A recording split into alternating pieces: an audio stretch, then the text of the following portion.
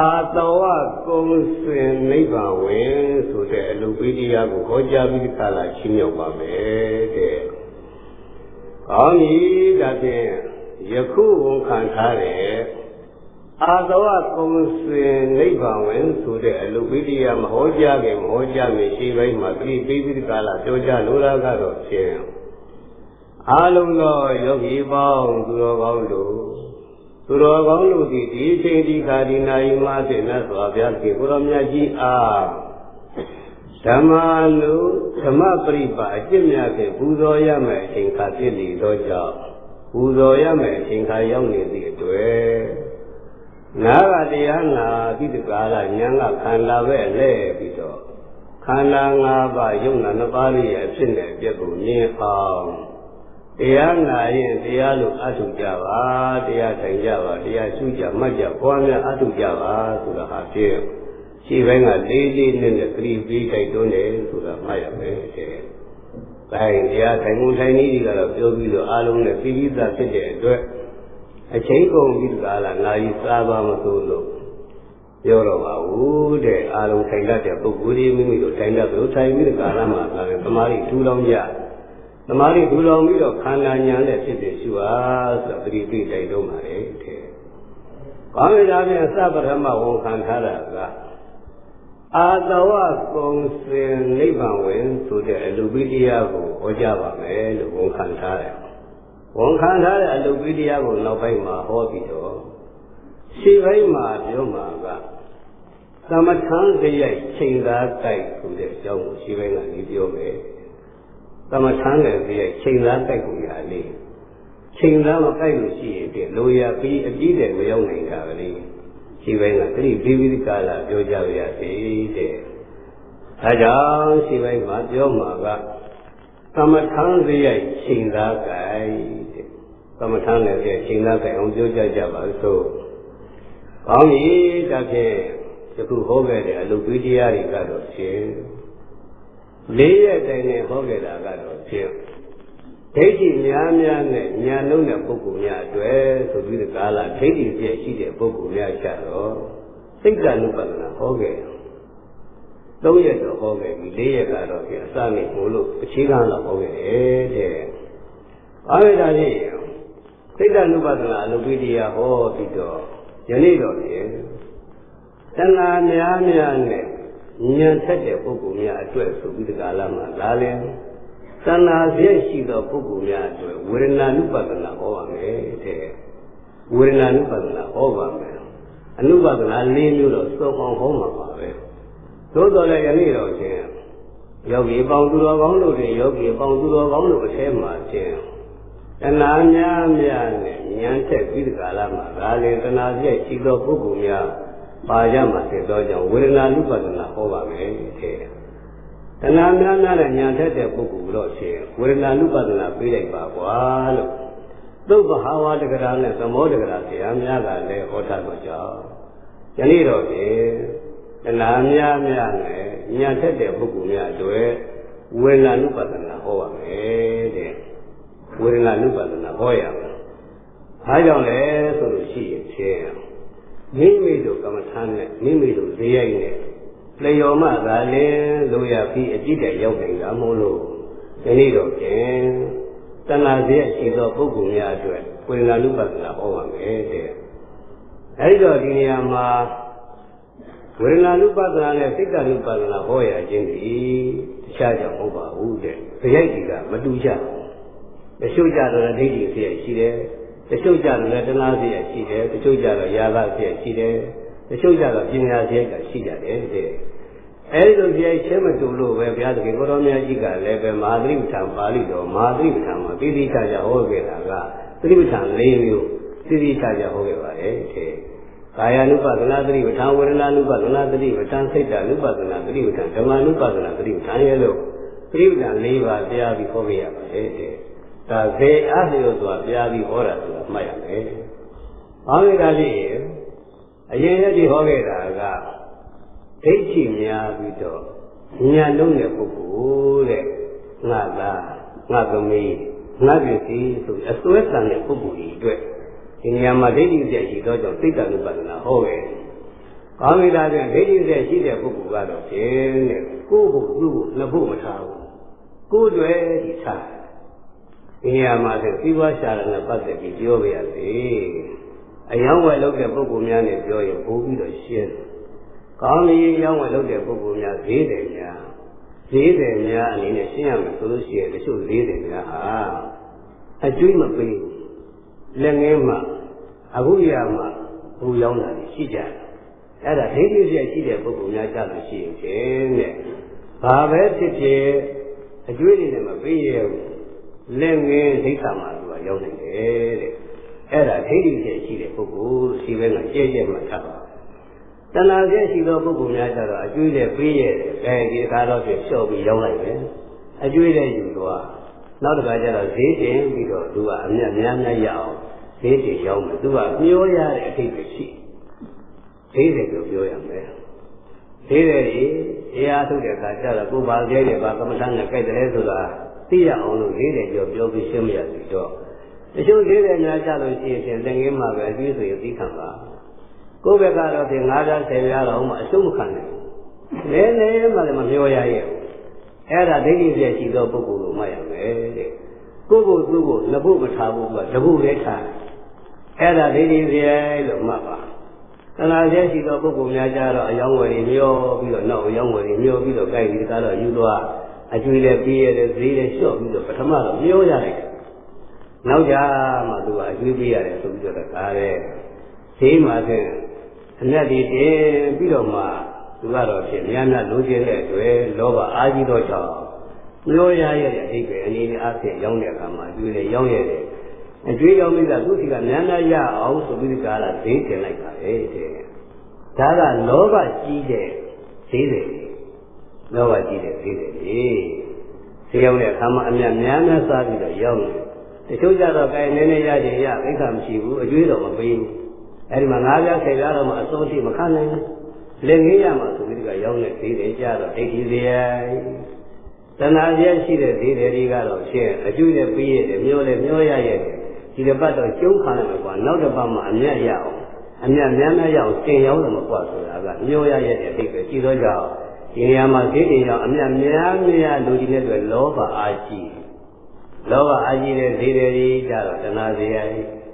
တဏှာပြည့်ရှိတဲ့ဈေးတွေကျတော့တရားအထုတ်ဘာမှပြောဝင်နေတော့ဝေဒနာနုပဒနာနဲ့လျော်တယ်တချို့ဈေးတွေကြတော့ငါက10ပြားလို့ဤတော့မှလည်းဖြစ်လို့မရဘူးလူကိုယုံပါတဲ့အကျွေးသိက္ခာမှာစသည်အားဖြင့်ပြောတယ်လက်ငင်းမှာဈေးကတော့ပြင်နေရောကျင်ရောပဲဖြစ်အကျွေးလုံးဝမပေးရပဲနဲ့အားတဲ့သူ့ကိုကိုယ်ကိုနှစ်ဖို့မထားပဲနဲ့ကိုယ့်အတွက်ကိုယ့်ဘက်ကကြည့်ပဲအားတဲ့သိချအောင်ဆိုပြီးကလာလက်ငင်းရောက်အဲ့ဒါကိုလည်းဆိုရင်ဖြင့်ဒိဋ္ဌိပြည့်ရှိတဲ့ပုဂ္ဂိုလ်လို့မှတ်ရမယ်တဲ့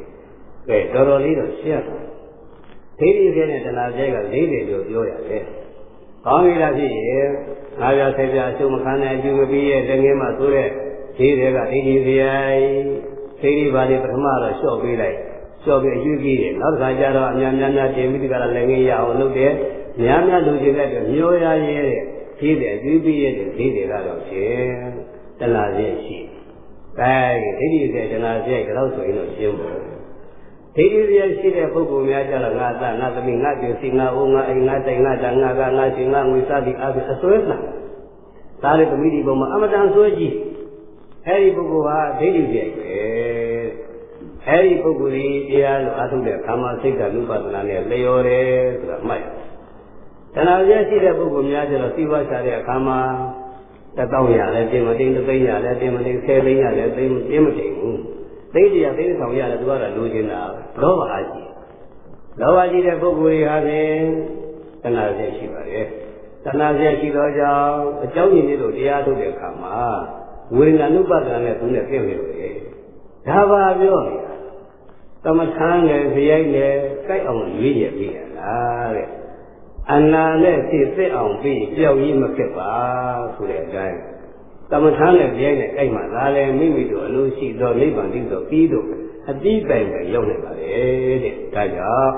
ကိုယ်ကျဲနဲ့ကိုယ်ကမ္မထလျော်ရတာမြန်းကြပြီတော့ဒါပြင်ဘသူကဘယ်ကမ္မထနဲ့လျော်တယ်ဘသူကတော့ဘယ်ဆရာရှိတော့ကြောင့်ဘယ်ကမ္မထနဲ့လျော်တယ်ဘာလို့စုလို့မပြောလို့တော့ ကိုယ်တဏ္ဍာမှာငါဟာငါသားငါသမီးငါတို့ရှိအားဖြင့်အစွဲတန်နေသလားဒါတဲ့မိတို့မှာအစွဲအားကြီးပြီးတော့တဏှာနာနဲ့ဖြစ်နေလို့ရှိရဲ့ဩငါဒိဋ္ဌိပြည့်ရှိပါလားတရားဆိုရင်ငါကစိတ်တနုပ္ပတ္တနဲ့ပြောတယ်ဘယ်စိတ်ပေါ်ဖြစ်တယ်ရှိရမှာပဲလို့ကိုယ်ရဲ့ကိုယ့်ကိုရွေးကြသူများကရွေးနေဘူးမလို့ဒါကိုယ့်ကိုဝေဖန်မှုပြောတာတချို့ကြတော့လည်းပဲလောဘကသိအားကြီးတယ်။အမင်းကရရုံတော့ပြီးနိုင်လောဘနှခမ်းမသက်အောင်ဖြစ်နေတဲ့ပုဂ္ဂိုလ်ကြတော့ငါဒီလောဘအားကြီးတယ်လို့တဏှာပြည့်ရှိတယ်။တဏှာပြည့်ရှိသောကြောင့်ဒီနေရာမှာဆိုလို့ရှိရင်ဝေဒနာနုပါဒနာနဲ့လျော်တဲ့အဆိုတရားထုတ်တဲ့အခါကျတော့ဝေဒနာနုပါဒနာရှုကြ။ဒါဇေယျနဲ့ကမ္မထံတွဲပြီးလိုက်တာ။ဇေယျနဲ့ကမ္မထံပြည့်ချိန်လားတိုက်ဖို့ပေါ့ဗျာ။ကမ္မထံပြည့်ချိန်လားမကြိုက်တဲ့အတွက်တဲ့အချိန်ကြာပြီးလူရပြီးအပြီးမတိုင်းနိုင်တဲ့ဝတ္ထုတို့လေးနည်းနည်းနားတော့မှာတဲ့ဓမ္မပဒပါဠိတော်မေဃဝေမှာရွှေပရိန်ဒီသားယဟန်လေးတော်ရှိအဲ့ဒါရွှေပရိန်ဒီသားလေးအဝိဇ္ဇာနဲ့ပြောကြပါစို့ညစွာဘုရားရှင်ကိုရောမြတ်ကြီးဒီသာဝတိဒီမုံစီတော်ရွှေကျောင်းတော်၌ညတာရွှေပြုံးတဲ့သုံးပြီးတကားလာနေတဲ့အခါကျတော့တဲ့ရှင်သာရိပုတ္တရာကိုရောကြီးကသာဝတိကြီးတဲ့ဆောင်းခံကြွတဲ့အခါမှာသူဆောင်းခံတဲ့အခါမှာထိုင်အိမ်အိမ်ရှိထိုင်အိမ်ရှိတယ်တဲ့အဲ့ဒီထိုင်အိမ်ကဗဒိန်ကြီးထိုင်အိမ်ပေါ့လေသူထိုင်တဲ့ဆောင်းခံအိမ်ကဗဒိန်လောက်စားရွှေပရိန်ကြီးပေါ့ရွှေပရိန်ကြီးမှာဆောင်းခံတော့ရွှေပရိန်ကြီးရဲ့သားလေးတယောက်ရှိတယ်ပရိန်ကြီးရဲ့သားလေးကအမတန်ချောတယ်အမတန်လှပါတယ်သားလေးတယောက်ရှိတယ်တဲ့ရှိတဲ့အခါကျတော့ရှင်သာရိပုတ္တရာကိုတော်ကြီးကဆောင်းခံတဲ့အခါမှာပရိန်ကြီးကိုခဏခက်တာဝင်ထိုင်တဲ့အခါမှာအချိန်ရတော့ပေါ့လေအချိန်တူတူရတော့တူတူရတယ်လို့ပဲပဋိသေရဲ့သားလေးကိုတဲ့တရားဓမ္မရဲ့ဒီနေ့တစ်လုံးပြောနှလုံးပြောတစ်လုံးဟောနှလုံးဟောနေဟောတယ်ရှင်သာရိပုတ္တရာကိုတော်ကြီးကသာသနာ့ဝန်ထမ်းရှင်ဟာဆွေးစိတ်ခြင်းလို့ပေါ့လေပဋိသေသားလေးအမှန်တန်ရှုံးမလှပါရဲ့ပဋိသေသားလေးကိုသူကကမ္မထံတရားများဒီနေ့တစ်လုံးဟောနှလုံးဟောကာမရိနုကာမဂုဏ်တို့ရဲ့အဖြစ်တွေကိုပြပြီးဟောပါများတော့ဒီပဋိသေရဲ့သားလေးဟာသင်္ကန်းဝတ်ခြင်းတဲ့စိတ်ကြီးပေါ့ကရဝါဒသိက္ခာများများလို့ဘုံမလေးရခြင်းဟာအမတန်မှဒုက္ခရင်းများပြီးရှုပ်ထွေးဝိရိယကြီးရဲ့သာလဝန်သာရှင်ဟန်ပြုရရင်ကောင်းပါပဲဆိုတဲ့စိတ်ကလေးကပေါ်လာ။အဲဒီလိုနေနေတဲ့ရှင်သာရိပုတ္တရာကိုတော်ကြီးကတစ်လုံးဟောနှလုံးဟောနဲ့ဟောပါများတော့နားဝင်သွားတာဘို့ဗျာ။အဲ့ဒါနဲ့နောက်တနေ့တစ်လိုက်ကျတော့ရှင်သာရိပုတ္တရာကိုတော်ကြီးကြွလာတဲ့အခါမှာရွှေပရိန်ကြီးရဲ့သားလေးကအရှင်ဘုရားပြီးတော့ရှင်ဘုရားရဲ့တရားဝင်လာရသောကြောင့်ငါပါအာယုကာမဂုဏ်ကြီးတွေမှာမမွေ့လျော်တော့ပါဘူးဘုရား။ဘုရားမစိုးကောင်းခြင်းမပေးဆုံးလို့ပဲဘုရားပြီးတော့ဖြင့်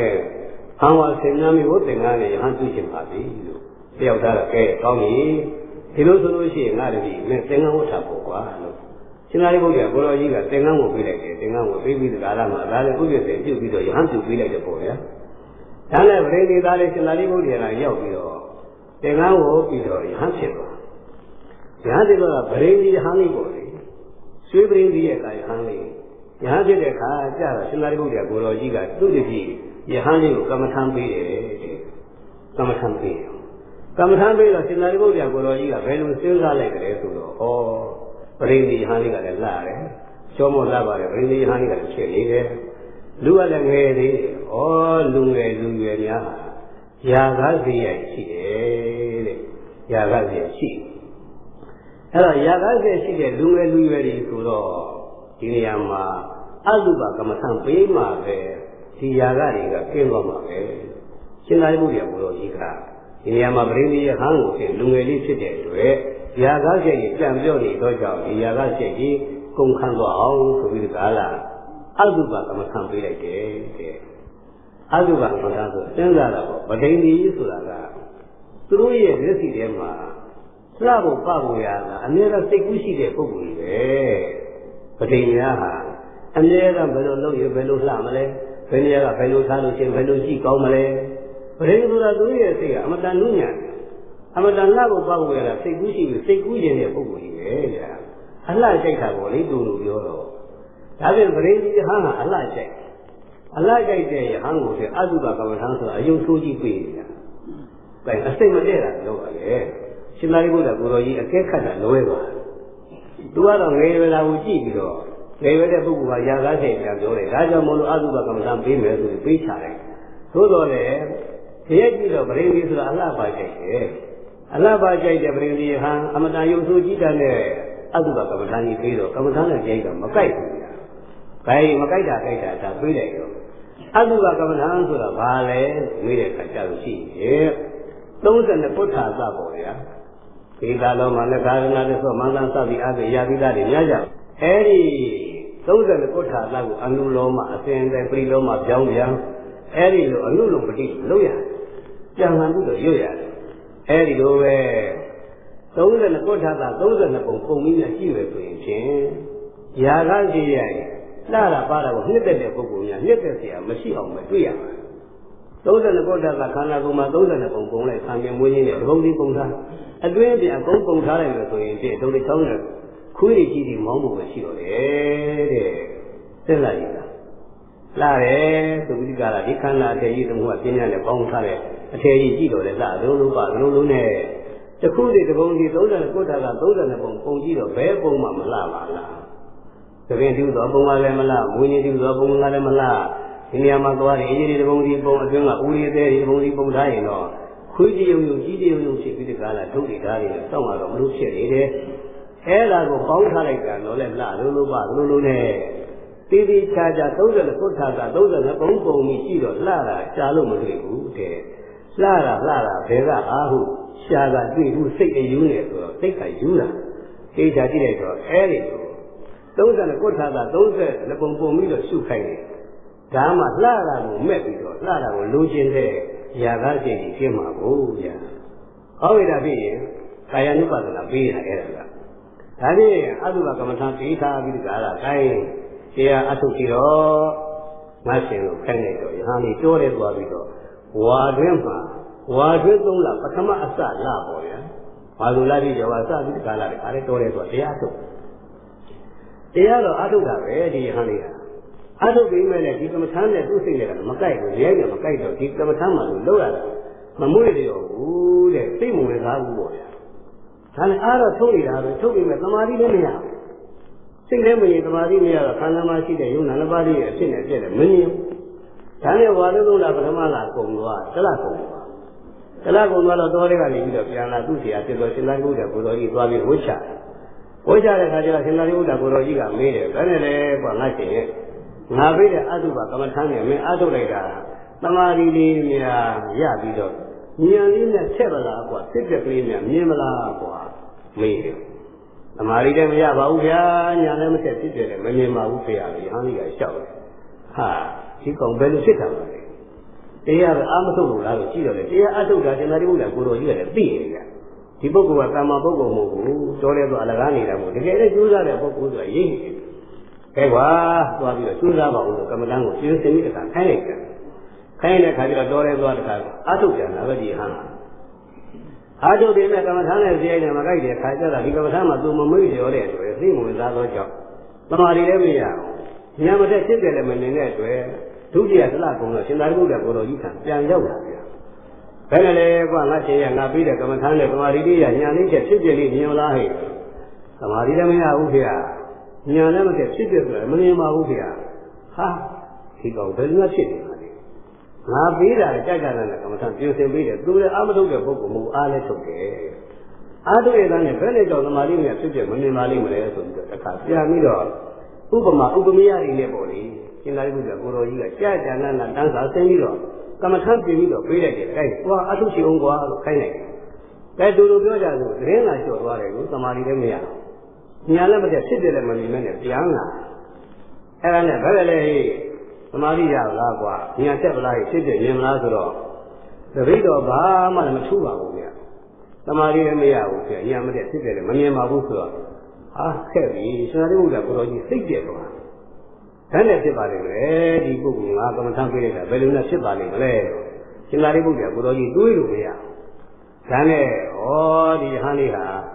သာဝကဝိနည်းရမဟုတ်သာဝကချွတ်လို့ကျွတ်မဲ့ပုဂ္ဂိုလ်မဟုတ်ဘူးနဲ့တူတယ်ဘုရားဝိနည်းရဘုရားကိုယ်တိုင်ကျွတ်မဲ့ပုဂ္ဂိုလ်ပဲအဲဒီလိုအထင်ရောက်ပြီးဒီကာလမှာလာရင်ကမ္မထာမခင်တော့ကြောင့်ကဲငါရှင်ကြီးဘုရားရှင်ကသွားကြသို့သူတိပိယဟန်လေးကိုသူကိုယ်တိုင်ကမ္မထာပေးတာသမာဓိမရဉာဏ်မထက်ဖြစ်တဲ့မမြင်တော့ကြောင့်မတတ်နိုင်တဲ့အတွက်ဘုရားဟောမှကျွတ်မဲ့ပုဂ္ဂိုလ်ပဲလို့ဘုရားဝိနည်းရအဖြစ်ဖြင့်ဒီနေရာမှာဘုရားကျွတ်မှကျွတ်မဲ့ပုဂ္ဂိုလ်နဲ့တူတယ်ဆိုပြီးတော့သူတိပိယဟန်လေး သမထမ်းမခင်တဲ့အတွက်ရှင်သာရိပုတ္တရာကိုတော်ကြီးကဘုရားရှင်ကခေါ်သွားတယ်ခေါ်သွားတဲ့ခါကျတော့ဘုရားထံရောက်ဘုရားကသူတို့ဆရာတွေပဲရောက်လာတယ်ကိုကလာတဲ့ကသိတယ်သာရိပုတ္တရာကြီးတော့သမထမ်းပေးတော့ရှင်းချော်နေပြီကွာရှင်သာရိပုတ္တရာကိုတော်ကြီးကသိတယ်ဒါနဲ့ပဲရောက်တဲ့ခါကျတော့မင်းတို့ဘာလို့ကြမပဲသွားမှာလဲဆိုတော့အရှင်ဘုရားခံလာပြီးတော့ဒီတပည့်လေးလာအပ်ပါတယ်ဗျာဘုရားသူတော်ဝါရင်းသုံးလိုက်ရပောင်း90တို့တွေအတုပကမ္မထာကြီးပေးပါတယ်ဗျာဒီဟန်ဒီအားလည်းထုတ်ပါတယ်ဗျာအထုံများတော့လည်းသမာဓိမရရမတဲ့ဖြစ်တယ်မမြင်တော့ကြောင့်ဘုရားသူတော်ချုပ်လို့ကျုပ်မဲ့ပုဂ္ဂိုလ်မဟုတ်ဘူးလို့သင်္ဍာနဲ့အရှင်ဘုရားကရောက်လာခဲ့ရပါတယ်ဗျာအရှင်ဘုရားထံမှာဒီလေးလာအပ်ပါတယ်ဗျာလို့ရှောက်ထားတယ်ဒါနဲ့စဉ်းစားတာပေါ့ဒီနေရာမှာဗရင်ကြီးဟန်ကအလှကျိုက်တယ်အလှကျိုက်တဲ့ပုဂ္ဂိုလ်ဟာအယုတ်ဆုပ်ပေးထားတော့ဘယ်ဒီကမ္မထာနဲ့မွေ့ပြောလဲအလှကျိုက်အယုတ်ဆုပ်ပေးထားတော့ဝါရင်းသုံးလိုက်ရက်ပေါင်း90ဘာမှအကျိုးမဖြစ်အရှိကြီးဖြစ်သွားဒါပါပြောနေတော့ယုတ်ကြီးသမထနဲ့ဇေယျနဲ့မကိုက်ဘူးဤခဲ့တော့ပဲအကျိုးမပြီးပြတဲ့အရှိကြီးဖြစ်တာလေးသိစီခြင်းလို့ပြောရတယ်ဒါကြောင့်အလုံးအဖို့အဖို့အမိဖဦးကြီးဦးမင်းအကြီးကြီးတော်ကြီးဦးမောင်မတန်ត្រဆင်မျိုးများတကပေါင်းယောဂီပေါင်းသူတော်ကောင်းတို့အားလည်းပဲဒီနေရာမှာဖြစ်အနုပငါလေးမျိုးတော့သုံးဟောမှာပါသို့တော်လည်းကိုယ်ကျဲတဲ့ကိုယ်ကမ္မထံကိုယ့်ဟာကိုယ်လျှော်ရရွေးပြီးတော့ရှုကြပါလို့တော့လေးလေးနဲ့သတိပိတ်တိုက်တွန်းပါတယ်တဲ့အဲ့ဒါကြောင့်ဒီခုလည်းကြည့်ပါလားသင်္သာရိပုတ္တရာရဲ့ဒီပရိသေယဟန်လေးကရက်ပေါင်း90ဘာမှအကျိုးမများသမာဓိရညာမတဲ့ဖြစ်တယ်မနေမဲနဲ့အဟောတိကဖြစ်နေတယ်အဲ့ဒါဘာကြောင့်လဲဒီရဲ့နဲ့ကမ္မထမ်းနဲ့မကိုက်လို့ဒါကြောင့်ငါသမီးငါစီအစွဲကံနေတဲ့ပုဂ္ဂိုလ်တွေဒါတွေဟာပြည့်တည်ပြည့်ရှိသောကြောင့်စိတ်ဓာတ်ဥပဒနာနဲ့လျော်တယ်လို့ဘယ်သူမှမမေ့နေနဲ့ကိုယ့်ဟာကိုယ်ပဲရှိချာကောင်းကြီးစီးပွားချတဲ့အခါမှာဘလောက်ရတင်းပရိနိုင်နေတဲ့လောဘနဲ့ခမတ်ပဲနဲ့လောဘအားကြီးတဲ့ပုဂ္ဂိုလ်တွေကြလို့ရှိရင်ပြင်တဏှာပြည့်ရှိသောကြောင့်ဝေဒနာဥပဒနာနဲ့လျော်တယ်ပြောပြီးသားတွေပဲအဲ့ဒါကိုယ်စိတ်နဲ့ကိုသွားရမှာပေါ့ဘာဖြစ်လို့လဲဆိုတော့သမာဓိထူထောင်တဲ့နေရာမှာတော့အာနာပါနနဲ့ပဲထူထောင်ကြရမှာပဲဘယ်သူပဲဖြစ်ဖြစ်အာနာပါနနဲ့ပဲသမာဓိအလုပ်ငန်းကိုတော့လုပ်ရသို့တော့ဝိပဿနာကူးပြီးဆိုတဲ့အခါကျတော့ကိုယ်ရဲ့နဲ့ကိုယ်ကမ္မထာနဲ့လျော်ရတော့သွားမှရဒီတိုင်းသုံးရှုနေလို့တော့မရဘူးတဲ့အဲ့ဒါကဲနဲ့ကမ္မထာလွဲနေတဲ့အချိန်ကုန်ပြီးကြတာအကျိုးမများမှာဆိုလို့လည်းပြောရပြန်လေဒါလေးတွေသာရကအတူလေးပါကိုင်းတာနဲ့ဘုရားကဝတ္ထုလိုလေးပြန်ပြီးနားထောင်လိုက်တာပေါ့ဒါနဲ့ဘုရားရှင်ကိုရောမြတ်ကြီးကသာရိပုတ္တရာမဲတပည့်လေးလာအပ်တာလားကွာမှန်လားပါဗျာဘုရားပြီးတော့တပည့်လေးကမ္မထမ်းပြီလားကမ္မထမ်းမတင်လို့အရှင်ဘုရားခံခေါ်လာခဲ့ရပါတယ်ဘုရားဆိုတော့ကောင်းပြီဒီလိုဆိုရင်သာရိပုတ္တရာမင်းညနေကြတစ်ခေါက်လာခဲ့ဦးပြီဘုရားကအဲ့ဒီနေ့ညနေကိုလာခဲ့လို့ပြောညနေကြကျွတ်တောင်းဝင်တော့မှာဗျာအဲဟိုရက်ပေါင်း90ဘာမှရှုံးမရဘူးဘုရားရှင်ကိုရောမြတ်ကြီးကရှင်သာရိပုတ္တရာကိုကဲမင်းဒီဒီအပ်ပါခဲ့မင်းလည်းညနေကြတစ်ခေါက်လာခဲ့အောင်လို့တေးသေးချာကြကျွတ်တောင်းဝင်လာလေးပြရင်လို့ဘုရားကမှားလိုက်ပြီ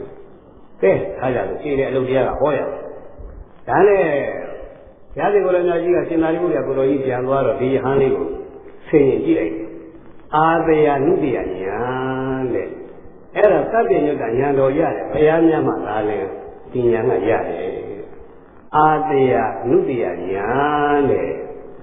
အာတယနုတ္တယညာဆိုတာဘာကိုခေါ်တယ်ဆိုလို့ရှိရင်ဖြင့်တဲ့တတ္တဝါတို့ရဲ့အလိုအာသာကိုသိ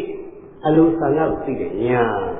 ဒီပုဂ္ဂိုလ်ကဘာကိုသဘောကျတယ်ဘယ်လိုကနှိမ့်ချက်တယ်ဘယ်လိုကမှသူ့စိတ်ထဲမှာပျော်မှုတယ်စသည်အားဖြင့်ပေါ့လေတတ္တဝါတို့ရဲ့အလိုအာသာဆန္ဒကိုသိနေတဲ့ညာဆိုတော့ဘုရားမှာရသာဝကတွေမရဘူးဒါကြောင့်မို့ရှင်သာရိပုတ္တရာကိုတော်ကြီးမှန်ပေးနေရတယ်သူကဘုရားကတော့သိပြီအာတယနုတ္တယညာတော်ဖြင့်ဘုရားရှင်ကိုတော်မြတ်ကြီးကယဟန်လေးရဲ့အလိုအာသာကိုကြည့်လိုက်ပါလေဒီယဟန်ဟာဘယ်ဘဝကလာခဲ့တယ်လဲကြည့်လိုက်ဒီယဟန်ကဘယ်အမျိုးမှထွက်ပြီးတော့ယဟန်ပြုတယ်လဲကြည့်လိုက်တော့ဗဒိန်ဒီမျိုးမှသူကထွက်ပြီးယဟန်ပြုတာကိုပြစ္ဆုတ်ပါမှာပြစ္ဆုတ်ပါမှာဘုရားကသိတယ်အဲ့ဒါနဲ့ပုပ္ပေနိဝါဒဉာဏ်တော်နဲ့ကရှိတယ်ဒီယဟန်အတိတ်တုန်းကဘာများဖြစ်ခဲ့ဘူးလဲရှိလိုက်တဲ့အခါမှာဒီပရိသေယဟန်လေးကဘဝ900တို့ကာလပတ်လုံးဘဝမချဘူးဒီဘဝလည်းပရိသေပဲနောက်ဘဝကျလည်းပရိသေပဲပရိသေသူလုံစားခဲ့တာဘဝပေါင်း900ဘဝမချတဲ့နဲ့လုပ်ခဲ့တယ်အဲဟုတ်ပြီဒီပုဂ္ဂိုလ်ကပရိသေမျိုးပဲအတိတ်တုန်းကလည်းဘဝပေါင်း900ကျော်ဆိုပရိသေပဲလုံစားခဲ့တယ် သို့သောပရိလုပ်တဲ့အခါမှာသူဘာကိုနှစ်သက်တယ်လို့ဘုရားကသူ့အာသာဆန္ဒကိုကြည့်တယ်ပရိလုပ်တဲ့အခါမှာသူကရွှေအညီကိုရွှေညီပေါ့လေအဲ့ဒီရွှေညီကိုရွှေရခါပြီးဒီကလာမှာသူကလုပ်တဲ့ဥစ္စာကသူလုပ်တဲ့ပန်းကမဟာလီကားပန်းနဲ့ပရုံမှာကြာပန်းနဲ့သူကလုပ်နေလုပ်တာရှိတယ်တဲ့ဟုတ်ပြီရွှေညီကိုပြားခါပြီးဒီကလာမှာဒါလည်းမဟာလီကားပန်းလို့ပရုံမှာကြာပန်းလို့သူအမတန်နှစ်သက်သောကြောင့်လုပ်ခဲ့တာကိုဘုရားကသိတယ်ဒါဖြင့်သမထမ်းတဲ့ကြိတ်တော့ကြိုက်အောင်တော့ပေးမှာပဲဘုရားကဘုရားမြတ်ကြီးကဆင်ခြင်သိတော်မူတဲ့အတွက်တဲ့တခါတဲ့လဲဘိပမာဏလောက်ရှိသောပရုံမှာကြာပန်းမြတ်စွာဘုရားကဖန်ဆင်းတယ်နေမိတဘုရုမှာကြာပန်းကြီးဆိုတော့အလှတော့တန်းကုန်ကိုလှတာပေါ့ဗျာဘုရုမှာကြာပန်းကြီးတခါတည်းမြင်းမြန်းပြီးတော့သူကလည်းပဲရွှေနည်းနဲ့လုပ်ခဲ့တဲ့ဘုရုမှာကြာပန်းကြိုက်တာကိုအဲ့ဒါသူ့ရဲ့ကိုကြည့်ပြီးဘုရားကလည်းနေမိတအပြင်ဖန်ဆင်းလိုက်တဲ့ဘုရုမှာကြာပန်းကြီးတခါတည်းရဲ့ပြီးတော့ဘုရုမှာကြာပန်းအဲ့ဒီမှာအယုတွေအရွက်တွေကလည်းခါတဲ့စိတ်လေးစုလို့စီးပြီးတော့အရေးကြီးကိုဆက်တဲ့ကြာနေတော့လမ်းလမ်းဆန်းဆန်းကြီးပေါ့ဗျာခါတဲ့ဘုရုမှာကြာပန်းကြီးကလည်းလှပပတဲ့နဲ့တဲဝူစားစားနဲ့အားတဲ့လက်ဆက်ဆက်ကြီးရှိပြီးတော့မှအရေးကြီးကလည်းဘုရုမှာကြာပန်းအယုကဆက်ကြာအဲ့တော့ကြောင့်လက်ဆက်တဲ့ဘုရုမှာကြာပန်းအလှတန်းကုန်ဘုရားကဒီမိတာအနေအချင်းဖန်ဆင်းပြီးတော့မှကိုင်းစေတယဟံမေဒီဘုရုမှာကြာပန်းကိုယူစမ်းကွာဘုရားကပေးလိုက်အဲ့ဒီဘုရုမှာကြာပန်းကိုမင်းကျောင်းတင်တဲ့နားမှာရှိတဲ့တဲဘုံမှာစိုက်ပြီးတကလားမင်းဒီဘုရုမှာကြာပန်းကိုကြည့်ပြီးတော့မတရားအထုတ်ရမယ်သမားကြီးထူတော်ရမှာပေါ့လေဒါနဲ့ယဟန်ကဘုရားရှင်ကိုလိုမြတ်ကြီးရဲ့လက်တော်တွေကဘုရုမှာကြာပန်းအလှတန်းကုန်အလှနေတော့ဘုရုမှာကြာပန်းကြီးကိုလှမ်းလိုက်တယ်ဆိုရင်ပဲသူ့မျက်စိကဒီဘုရုမှာကြာပန်းမှာတပါတခြားဘဲမှမရှိလို့မရတော့ဘုရုမှာကြာပန်းသူကအာယုမှာပင်နဲ့အာရမဏိကသဘောအဖြစ်ခရက်မျက်လုံးကကြည့်ပြီးစိုက်တယ်။ဩဘုရုမှာကြာပန်းအလှနဲ့အလှကြိုင်နဲ့အလှနဲ့တော့လုံးသွင်းအဲ့ဒီတို့ဗျာဘုရားမြတ်အပ္ပဒါကြီးသူများအလှကြိုက်တဲ့ပုဂ္ဂိုလ်ကြတော့အလှပြပြီးတော့ချွတ်ရတယ်။အဲ့ဒါဘုရုမှာကြာပန်းကြီးပြီးရတဲ့ဒီကဆိုင်ပီတိတွေဖြစ်ပြီးတော့သူကအလှကြိုက်ကိုအဲ့ဒါလည်းပဲလို့ဘုရုမှာကြာပန်းကြီးယူပြီးတော့ကြောင်းတင်ဘယ်နာမှာရှိတဲ့သဲဘုံမှာတခါတဲ့ဘုရုမှာကြာယူသွားဆိုင်တယ်။ဆိုင်ပြီးတော့ဘုရားကပြောတယ်မင်းဒီအဲ့ဒီဘုရုမှာကြာပန်းကိုကြည့်လိုက်တော့ချက်သားရကြည့်ပြီးတော့လောဟိတကံနီမြန်းတော်အသင်္ဘာရကနီမြန်းတော်အသင်္ဘာရကပေါ့လေအဲ့တော့ဒီဘုရုမှာကြာပန်းကြီးကနီးတယ်အဲ့ဒါကြောင့်ဒီဘုရုမှာကြာပန်းကြီးကနီမြန်းတော်အသင်္ဘာရကနီမြန်းတော်အသင်္ဘာရကလို့မထိုင်ပြီးတော့ရှုပ်ပါဘုရားကခိုင်းလိုက်တော့ဘာပြောပါမလဲအလှကြိုင်နဲ့ဘုရုမှာကြာပန်းနဲ့လုံးထွေဘုရုမှာကြာပန်းကြီးသွားဆိုင်တယ်ပြီးတော့တဲ့ကနေတဲမလူထိုင်ပြီးတော့ကြည့်ပြီးတော့ခါတဲ့လောဟိတကံနီမြန်းတော်အသင်္ဘာရကနီမြန်းတော်အသင်္ဘာရကနဲ့ပေါ့လေတသိပရိကံလေးလို့အဲ့ဒီကနေဘယ်လိုမှကြာပန်းပြီးတော့အာယုမတစ်ပါးစိတ်ကြီးဘယ်မှမသွားတော့ဘူးခါတယ်ဒီအာယုမစိတ်ကကြည်ငြိမ်လိုက်တာသမာဓိရဥစ္စာရသမာဓိတဲ့အပ္ပနာသမာဓိနာရောက်ကိုရအနိစ္စသုံးသမာဓိကြီးပေါ့လေဒါကမ္မထံအထုတ်တဲ့ပုဂ္ဂိုလ်ရေးကြည့်ဥပ္ပစာရသမာဓိအပ္ပနာသမာဓိဆိုလို့ချင်းကောင်းကင်ပြန်နေလို့တဲ့သံဃာပတ်တွေပါလေအကုန်ရအဲ့ဒီမရောက်ခင်လေသမာဓိရပြီးတကားစိတ်ကြည်ညိုပေါ့ဗျာစိတ်ကြည်ညိုပေါ့ဥပ္ပစာရသမာဓိလေးရဥပ္ပစာရသမာဓိရပြီးနေတော့စိတ်ထဲမှာမသွားသမာဓိရတဲ့ကဘုရားကလှမ်းလို့ကြည့်ဟောဒီယဟန်ဟာနိမြန်းတော်အသင်္ဘာရကနိမြန်းတော်အသင်္ဘာရကနဲ့ဘုရုမှာကြာပန်းကြီးကိုကြည့်ပြီးတကားသမာဓိထူတော်တော့သမာဓိတော့ရပြီဥပ္ပစာရသမာဓိတော့ရရှာပေါ့သူ့အလိုလျောက်များဝိပဿနာကူးနိုင်မှာမလားကူးနိုင်တဲ့ဉာဏ်စွမ်းကတည်းရှိရလားဘုရားကကြည့်တော့သူ့ဟာသူတော့ဝိပဿနာမကူးနိုင်ဘူးဒီဟာလေးကတော့ဘယ်လိုမှကြာမှလှတာပဲစိုက်ကြည့်သမာဓိတော့ရဥပ္ပစာရသမာဓိတော့ရနေပြီတဲ့ရနေတဲ့ခါကျတော့သူ့လိုလျောက်သူ့ဉာဏ်စွမ်းနဲ့ဝိပဿနာမကူးနိုင်မှဘုရားကသိတော်မူတဲ့အခါကျတော့မှ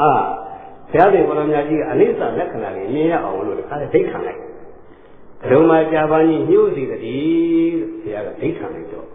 အမတန်ငန်းဆန်ကော့ပြန်နေအောင်လှပါအလှတန်းကုန်နေတဲ့နေမိတအားဖြင့်ဖန်ဆင်းထားလိုက်တဲ့ဘုံမှာကြာပန်းကြီးတခါတည်းလက်နဲ့ဆုပ်နေလိုက်တော့ဘုံမှာကြာပန်းကြီးညှို့လို့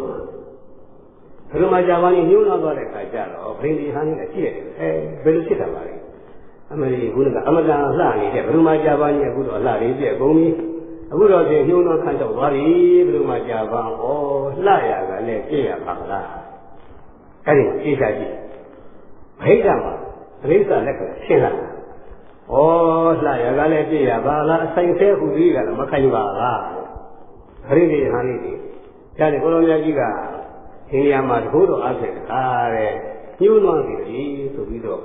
ဒီနေရာမှာဆောင်ဆင်းတဲ့ညှိုးနှောင်းခန်းဆောင်တာကိုနည်းအနိစ္စလက္ခဏာဗိဓာဖြစ်တယ်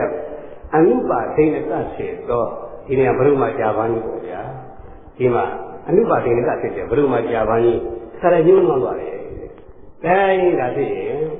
အနုပါဒိနကဖြစ်တဲ့ဥဒုဇယုဖြစ်နေတော့ဘုရုမကြာပန်းကြီးဒီနေရာမှာခန်းသွားဒီနေရာညှိုးနှောင်းသွားတော့အနိစ္စတွေထင်လာတဲ့အခါမှာငါရဲ့ခန္ဓာကိုယ်လည်းပဲဘယ်လိုများဖြစ်ပါမလဲဖြစ်မှာပါလိမ့်မယ်အနုပါဒိနကဖြစ်တဲ့ရုပ်ဖြစ်သောဗဟိတဖြစ်တဲ့ဘုရုမကြာပန်းကြီးတုံးမှာလည်းညှိုးနှောင်းပြီးဒီကလာမမြဲတဲ့ဘောတွေပြတော့ဥပါဒေကဖြစ်သောကာမစရုပ်ဖြစ်တဲ့ငါရဲ့ခန္ဓာကိုယ်လည်းဘယ်လိုများဖြစ်မှာပါလိမ့်မလဲညာနဲ့ညာနဲ့တဲ့အခါမှာပြောတယ်ဘုရားမြတ်ကြီးကခန္ဓာကိုယ်ကြီးတိုက်တော်လေးကနေပြီးတော့ရောင်ကြီးတော်6ဆိုင်လွှတ်လိုက်တယ်အဲ့ဒီတရားထိုင်နေတဲ့ယဟန်လေးရဲ့လက်ကူနာကိုလာပြီးတော့ရောင်ကြီးတော်ကြီးဖြတ်တဲ့တဲ့တဲ့ခါလေးအနံ့ရောက်လာဖြစ်လာအဲ့ဒီလိုဖြစ်လာတဲ့အခါကျတော့ပီတိတွေဖြစ်ပြီးတော့ရောင်ကြီးတော်ကြီးကလည်းဒီခါလေးတစ်ဖြတ်တဲ့လှလှနဲ့ဖြစ်နေယဟန်လေးကလည်းပမာကြီးကြီးရပြီးတော့ယခုလာလေးကလက္ခဏာလေးလည်းဗိဓာချင်းဗိဓာချင်းတော့အစ္ဆကမှာလည်းအနိစ္စလက္ခဏာတွေမြင်အောင်ပြတယ်ဘုရားမြတ်ကြီးကအုစိဏသိနေရမတ္တနာကုမူလံကာရိကံဝပါဏိနံသံဃိမေဃမေဝတိဝယနိဗ္ဗာန်သုပရိနာတိတိတံလို့ဘုရားကဟောတယ်အဲ့ဒါကရှင်းတယ်ခန္ဓာကိုယ်ကြီးတိုက်တော်တွေကရေခေါ်တာသူ့နားမှာကပ်ပြီးဟောတယ်တဲ့အုစိဏသိနေဟမတ္တနာကုမူလံကာရိကံဝပါဏိနံဒါကပါဠိလိုဖြစ်တော့မသိကြဘူးမသိတဲ့အခါကျတော့အဓိပ္ပာယ်ပဲလို့မှတ်ရမယ်ဆိုလို့ရှိရင်လေဥစိန်ကသိနေဟာမှတ်တယ်နော်တဲ့ချစ်ချင်းကိုဖြတ်လိုက်ကုမူတံသာရိကံဝပါဏိနာကုမူတရာကြာကိုမိမိမှာရှိတဲ့လက်နဲ့ဖြတ်လိုက်လို့ဖြတ်လိုက်အဓိပ္ပာယ်ဒါရဒါနဲ့ဘုရားမြတ်ကြီးကจิตာယဟန်တဲ့ဒီနေရာမှာသစ္စာမူလခါမလာယောင်ကြောင့်ပွင့်တော်ဘုရားကြာပန်းကိုမိမိလက်နဲ့ဆွဖြာတကဲ့သို့မိမိခန္ဓာကိုယ်မှာခင်းတဲ့တဏှာကိုဖြတ်တော်လို့ဘုရားကဟောတယ်ဘယ်လိုမှကြာပန်းရုံနှစ်တဲ့လို့ခင်းနေတဲ့တဏှာမိမိခန္ဓာကိုယ်ကြီးတဲ့လှတယ်ပါတယ်ကောင်းတယ်ရှင်းပြီးတော့ခင်းနေတဲ့တဏှာကိုဖြတ်လို့ဘုရားကဟောတယ်အဲဒီကြတော့မှတခါလဲဟိဋ္ဌာဖြစ်တော့ဘယ်လိုမှကြာပန်းလာတဲ့အစ္ဆကဖြစ်တဲ့ခန္ဓာပဲညာလှည့်လိုက်ကြရဟန်းလေးခန္ဓာ၅ပါးယုံနာ၅ပါးတို့ရဲ့အဖြစ်နဲ့ဖြစ်ဒီတခါတည်းတစ်ချက်ဖြတ်နဲ့တစ်လုံးလို့ပြီးသွားရတယ်ခန္ဓာကိုယ်ထဲမှာဖြစ်ပြီးမြင်လာတယ်မြင်လာတော့ယထာဘုဒ္ဓဉာဏ်ရအဲ့ဒီမြင်လာကနေပြီးတော့ခန္ဓာ၅ပါးယုံနာ၅ပါးတွေကတစ်ချက်နဲ့ဖြည်းဖြည်းပြည့်နေတော့တကယ်ယုံတရားတွေပါလားမဟုတ်တရားတွေပါလားအသုံးမကျတဲ့ခန္ဓာတွေပါလားလို့သိတော့ဖြစ်တဲ့ဒီပုံမှာရှုရင်နဲ့ငြင်းပြီးတော့ဒိဋ္ဌိဉာဏ်တဲ့လို့ခန္ဓာ၅ပါးယုံနာ၅ပါးတွေကတကယ်ဒုက္ခသစ္စာတော့ဒုက္ခသစ္စာခဲ့ပြီပဲချမ်းသာဟူသည်ညှို့မဲ့ပဲဒီနေရာမှာဒုက္ခသက်တဲ့ပဲဖြစ်နေကြပါလားဒီဓာတ်ကြီးတော့ဒီခန္ဓာ၅ပါးကြီးတကယ်ဒုက္ခသစ္စာလို့ဒုက္ခသစ္စာခဲမို့လို့ဒီခန္ဓာဒုက္ခသစ္စာကြီးတွေမလို့ခြင်းမရခြင်းတော့ပါဘူးဒီခန္ဓာဒုက္ခကြီးနေတော့ဖြင့်ပူဇာကိုခြင်းပါပြီစပ်သိခြင်းပါပြီလို့အဲ့ဒီကြည့်အောင်ဉာဏ်လေးနဲ့တက်လာပါရောဒုက္ခသစ္စာပရိသနာတော့သမုဒယသစ္စာမဇဟံတော်ဆိုတဲ့အတိုင်းဒုက္ခသစ္စာပဲလို့ပိုင်းခြားပြီးသိလိုက်ပါရောယဟန်လေးဒီဒုက္ခနာ၅ပါးပြစ္ဆုတ်ပါပေါ်နေတဲ့ယုံနာလည်းပါဒုက္ခသစ္စာတွေရှုနေတဲ့ဉာဏ်အောက်မှာရှုရရမရှိအောင်ချုပ်ဆုံးသွားတယ်ချုပ်ဆုံးသွားတော့အင်္ဂါ၈ပါးနဲ့ပြည့်စုံတဲ့မဉ္ဇဉ်ပေါ်တော့သမုဒယသစ္စာမဇဟံတော်ဆိုတဲ့အတိုင်းမိမိခန္ဓာခင်းတဲ့တဏှာဘုရမကြာပန်းကိုနှစ်တယ်နေတဲ့တဏှာသမုဒယသစ္စာနဲ့ပယ်ပြီးသားဖြစ်သွားတယ်တဲ့နိရောဓသစ္စာသစ္စိကရွန်တော်ဘုရားကခန္ဓာ၅ပါးယုံနာ၅ပါးချုပ်တဲ့နေရာမှာစားဆိုပြီးတော့နိဗ္ဗာန်ကပေါ်နေတယ်မေဃသစ္စာဘာဝင်တော်မေဃတော့သောတာတိမျိုးသောတာပတ္တိဘက်ကဘုရားကဒုက္ခချုပ်ဆုံးရဖြစ်သောနိဗ္ဗာန်ကိုအာရုံပြုရရတယ်တဲ့မဲ့ညာနဲ့အာယုပြုရတယ်မဲ့ပြီးတော့ဖုန်းနဲ့အာယုပြုဖုန်းနဲ့အာယုပြုပြီးတဲ့နောက်ပြစ္ဆောခဏနဲ့အာယုပြုရတော့ပထမမဉ္ဇဉ်ရတော့သောတာပန်စီသွားတယ်ခါလေးကျွတ်တော့သွားအဲ့ဒါနဲ့ဆက်ပြီးရွှေ့လိုက်တာတူတူပြောကြတော့၄ချိန်လေးကချုပ်ဆုံးသွားတော့၄ရွယ်၄ကိုရထိုင်တဲ့အာသောကုန်ခံပြီးယဟန္တာဖြစ်သွားတယ်သူယဟန္တာဖြစ်တာသာထားဗျာခဏတည်းကျတော့ယဟန္တာဖြစ်ရနေတော့တတိသာရုလုပ်ခဲ့တာများပြီဗျာသူကယဟန္တာဖြစ်တာသူကသောတာပန်ဒီတာခဏတည်းကျတော့သာရုဌာနနေပြီးတော့သာရုခေါ်ခဲ့ရတယ်နဲ့အချိန်ကုန်ခဲ့ရတယ်အဲ့ဒါကြောင့်သာရုဌာနနဲ့အချိန်မကုန်ပဲနဲ့ကိုယ်နဲ့အနည်းဆုံးသောတာပန်ပြီးတ တန်းနိုင်လို့ရှိရင်အာသောကုန်ခါယဟနာဖြစ်အောင်လုပ်ဖို့ကကိုယ့်အတွက်ကိုယ်အရေးကြီးဟုတ်ပြီသူများယဟနာဖြစ်တာသာဓုနဲ့ခေါ်ခဲ့တယ်တော့များပြီဒါသာလေးပြောအဲ့ဒီတော့ဘုရားရှင်ကိုယ်တော်မြတ်ကြီးရဲ့မဟာကရုဏာတော့ဘယ်လောက်ကြီးရောစဉ်းစားတာမဟာကရုဏာဆိုတော့မဟာတတ်ထားတဲ့ကိုအကြည့်ကျင်ပေါ့ဗျာအဲ့ဒီတော့အလှကြိုက်တဲ့ပုဂ္ဂိုလ်ကြတော့အလှပြပြီးတော့ချွတ်ရပြန်တယ်တဲ့ဒါနဲ့ကိုယ်ကအယုဆိုအကြည့်တန်နေတဲ့အတုပကမ္မထမ်းနဲ့မကျွတ်နိုင်ပဲနဲ့ဘဝတွေသုံးလရက်ပေါင်း90ဘာမှအရှုံးမကြည့်အချင်းကြီးဖြစ်ခဲ့တာဘုရားသခင်ကိုယ်တော်မြတ်ကြီးကဇယိုက်နဲ့ကမ္မထမ်းတိုက်အောင်ပေးရတော့တဏှိထဲမှာဆိုရင်အာသောကုန်ခါယဟနာဖြစ်တာကိုလက်တွေ့ပဲဆိုတာရှင်းသွားတယ်ဒါကြောင့်ကမ္မထမ်းဇယိုက်ချိန်သားကြိုင်ခြေပိုင်းကသတိပေးစကားပြောကြရပါလေဒါနဲ့ညနေကြလာခဲ့ဆိုတော့ရှင်သာရိပုတ္တရာကိုတော်ကြီးရောက်လာတော့ဟောဒီအာသောကုန်ခါယဟနာဖြစ်ပြီးကျွတ်တန်းဝင်နေတာတွေ့ရတော့ပါပဲဒါကကမ္မထမ်းဇယိုက်ချိန်သားတဲ့ကမ္မထမ်းနဲ့ဇယိုက်နဲ့ကြိုက်ရင်အထိုင်လဲနဲ့အာသောကုန်ခါယဟနာဖြစ်တဲ့ဒါကဝတ္ထုတူလေးပဲလို့မှတ်ပြီးတော့ဒါကအလုတရားတွေကျွန်တော်တို့မပါသေးဘူးသူကသူလှုပ်သွားတာတော့ဖြစ်အာသောကုန်ခါကတော့ရှင်းပြီအဲဒီလိုပဲအာသောကုန်ခါယဟနာဖြစ်ရလေတော့တတိသာဓုနဲ့ပါးစပ်လည်းညောင်းတယ်ခေါ်ခဲ့တယ်အဲ့ဒါသူ့အတွက်ကိုယ့်အတွက်ကိုယ့်ဘက်ကအရေးကြီးတယ်ကိုယ်တဲ့အငယ်ဆုံးသောတာပန်ဒီအောင်လုပ်ဖို့အရေးကြီးတဲ့အတွက်အလုတရားပြောပါမယ်တဲ့အာသောကုံစင်နိဗ္ဗာန်ဝင်ဆိုတော့ယဟန်လေးအာသောတရားကုံတယ်လို့ကိုရုပ်ကြီးလည်းအာသောတရားကုံအောင်လို့ရှုရမယ်တဲ့အာသောကုံရင်တော့မလုပ်ရဝေဒနာကုံအောင်ရှုရမယ်တဲ့အာသောကုံရင်ဝေဒနာကုံအောင်ရှုရဝေဒနာကုံရင်အာသောကုံတာပဲအာသောကုံရင်ဖြင့်အာသောကုံရဖြစ်တဲ့နိဗ္ဗာန်ရောက်ပါပဲဒါကြောင့်အာသောကုံစင်မှနိဗ္ဗာန်မြင်လေရှင်းသွားတယ်ဒါဒီလိုဆိုတော့ဝေဒနာကုံအောင်ရှုရမယ်ဆိုတော့ဝေဒနာပေါ်ပုံလေးပြောကြပါစို့ဝေဒနာပေါ်ပုံပြောရမယ်တဲ့အချိန်ကတော့သိနေရဘူးသိပြီးသားလည်းမြင်ရတယ်ခတ်တူလိုပဲပြောကြစို့ဝေဒနာကတော့ဖြင့်ဖြန့်ကြည့်တော့၅မျိုးပေါ့ဒုက္ခဝေဒနာဒုက္ခဝေဒနာသောမနတဝေဒနာဒုက္ခဥပ္ပခဝေဒနာလို့ဝေဒနာဒီအရှိဖြန့်ကြည့်တော့၅မျိုးသူရပေါင်းချုံးလိုက်လို့ရှိရင်၃မျိုးပဲကျန်တယ်တဲ့ဒုက္ခဝေဒနာနဲ့သောမနတဝေဒနာပေါင်းဒုက္ခဝေဒနာတစ်မျိုးထားဒုက္ခဝေဒနာနဲ့သောမနတဝေဒနာပေါင်းလိုက်တော့ဒုက္ခဝေဒနာတစ်မျိုးထားကျန်တဲ့ဥပ္ပခခြင်းပေါင်းလို့ဥပ္ပခဝေဒနာတစ်မျိုးဖြစ်သွားတယ်အဲ့ဒါကြောင့်ဝေဒနာတွေဖြတ်ကြည့်ရင်၅မျိုးသူရပေါင်းချုံးလိုက်တော့၃မျိုးကျန်တယ်ဒုက္ခဒုက္ခဥပ္ပခတဲ့အဲ့တော့ဝေဒနာတွေ၃မျိုးတော့ရှိတယ်ရှိတဲ့ခါကပြောတာပါပေါ်တဲ့အခါမှာ၃မျိုးသူတို့ပြိုင်မပေါ်ပါဘူးတစ်မျိုးပဲပေါ်မှာပဲဒုက္ခဝေဒနာပေါ်နေတဲ့အချိန်ခိုက်တာမှာဒုက္ခနဲ့ဥပ္ပခမပေါ်နိုင်ဘူးဒုက္ခဝေဒနာပေါ်နေတဲ့အချိန်ခိုက်တာမှာဒုက္ခနဲ့ဥပ္ပခမပေါ်နိုင်ဘူးဥပ္ပခပေါ်တဲ့အချိန်မှာကျန်တဲ့ဒုက္ခမပေါ်နိုင်ဘူးဒါဖြင့်ဝေဒနာသည်၃မျိုးရှိတယ်အဲ့ဒါရှိတဲ့ခါကပြောတာပေါ်တဲ့အခါမှာ၃မျိုးသူတို့ပြိုင်မပေါ်တစ်မျိုးတည်းပေါ်မှာဖြစ်နေတော့ဆိုအဲ့ဒီတစ်မျိုးတည်းရှိရမှာဘာမှဝန်မလေးပါဘူးဧကောဓမောပေါ်လေတစ်ခုတည်းရှိရမှာပဲတဲ့ကောင်းပြီဒါဖြင့်ဝေဒနာပေါ်ကိုပြောကြတယ်မျက်စိရဲ့နားရဲ့နှာခေါင်းရဲ့လျှာရဲ့ဒီလေးဌာနမှာဥပ္ပကဝေဒနာပေါ်တယ်လို့မှတ်ပါဘာကြောင့်လဲဆိုလို့ရှိရင်ဟောသိနေကြမှာအေချာရေးတာရှင်တို့တော်ဒီကဥပ္ပကသာသတာစက္ကုဝိညာဏဆိုတဲ့အတိုင်းစက္ကုဝိညာဉ်နဲ့တွဲပြီးတော့ဥပ္ပကဝေဒနာဖြစ်တယ်ဟောပြီးသားလေပါဒါသိပြီးသားပုဂ္ဂိုလ်လေးများပါတယ်အဲ့ဒါဖြင့်နားကလည်းပဲဘာတန်းကြားချင်းကြားစာဥပ္ပကဝေဒနာတရားကနှာခေါင်းကလည်းပဲဘာနာမဲနာမွေးတဲ့အနတ်နာနဲ့အနံပဲနာချင်းနာစမှလို့ဥပ္ပကဝေဒနာတရားကလည်းကောင်းလားစားမကောင်းလားစားအချိုးချင်းစငါပန်းခဘာပဲစားချင်းစားမှလို့ဥပ္ပကဝေဒနာပေါ်ရဲဆိုတာမှတ်ရမယ်အဲ့ဒါပြီးဥပ္ပကဝေဒနာပေါ်နေတဲ့နေရာကမျက်စိရဲ့နားရဲ့နှာခေါင်းရဲ့လျှာရဲ့ဒီလေးခန္ဓာမှာဥပ္ပကဝေဒနာပေါ်တယ်သူပေါ်တဲ့နေရာပေါ်ပြီးပြည့်တယ်အဲ့ဒါဖြစ်တဲ့ရှိဖို့ပဲတဲ့ကောင်းပြီဒါဖြစ်ရင်ကိုယ်ပေါ်သွားကြအောင်ဆိုကိုယ်ပေါ်မှာတော့ချမ်းသာရဲ့ဒုက္ခဝေဒနာပေါ်တယ်ဆင်းရဲရဲ့ဒုက္ခဝေဒနာပေါ်တယ်တဲ့ကိုယ်ပေါ်ကြတော့ဒုက္ခနှမျိုးပေါ်တယ်ဒုက္ခသာဝရံကာယဝိညာဏဒုက္ခသာဝရံကာယဝိညာဏလို့သိညူကြရေးတယ်ရှင်လို့တာမထေကလည်းဘုရားခင်ကိုရောမြတ်ကြီးဟောတော်မူတာလေးရှိပြီးဒီကရရေးသားထားကြတော့ခန္ဓာကိုယ်မှာချမ်းသာတဲ့ဟဲ့ဆိုဒုက္ခဝေဒနာပေါ်တာပေါ့အဲဒီတော့လေးလေးကလည်းတိုက်အိုက်နေတဲ့အချိန်လေးလေးကလည်းတိုက်တော့ကိုယ်ပေါ်မှာကောင်းတဲ့သဘောလေးဟောတယ်အဲ့ဒါဒုက္ခဝေဒနာလေးငြိမ်းတော့ပြန်ပြီးအိုက်ဆက်ဆက်ဖြစ်တော့ဒုက္ခဝေဒနာပေါ်ရဲ့ခန္ဓာကိုယ်မှာဒုက္ခတွေပေါ်လာလဲရှင်းနေပေါ့ဒုက္ခပေါ်လဲဖြစ်တဲ့ဆိုဒုက္ခပေါ်ရင်လည်းဖြစ်ဖြစ်ရှုခိုင်းတာဖြင့်အပြင်ဘက်ကတော့ကုန်သွားတယ်မျက်စိရဲ့နားရဲ့နှာခေါင်းရဲ့လျှာရဲ့ကိုယ်ပေါ်ရဲ့ဆိုကုန်ပြီကဲအတွင်းသွားကြတော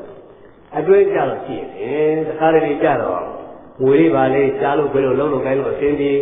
ဝေးပါလေရတဲ့အခါကျတော့ဝမ်းသာတော့သောမနာဝေဒနာပေါ်တယ်